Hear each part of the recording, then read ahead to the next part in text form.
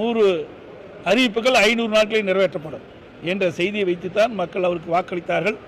இப்பொழுது மத்தியிலே பாரதிய ஜனதா ஆட்சி தான் வந்திருக்குது. எதிர்பார்க்கிறோம் 500 நாளில் 100 வாக்குறுதி நிறைவேற்றுவாரா, கொடுக்கப்பட்ட வாக்குறுதியை திரு அண்ணாமலை நிறைவேற்றுவாரா என்று மக்கள் எதிர்பார்க்கின்றார்கள். அது மட்டுமல்ல, இப்படிப்பட்ட பாரதிய ஜனதா கட்சியில் மாநில தலைவர் இருக்கின்ற காரணத்தினால்தான் 300க்கும் மேற்பட்ட தொகுதியில் வெற்றி பெற்று ஆட்சி அமைத்த பாரதிய ஜனதா கட்சி இன்றைய தினம் சரிக்கு கூட்டணி அமைச்சு ஆட்சியிலே அமர்ந்திருக்கின்றது. அதை முதல் அவர் கவனத்தில் எடுத்துக்கொள்ள வேண்டும்.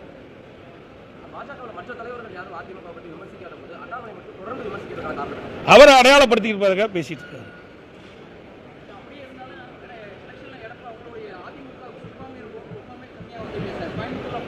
அதாவது சிறுபான்மை பெரும்பான்மை என்று பிரித்து பார்க்காதீங்க.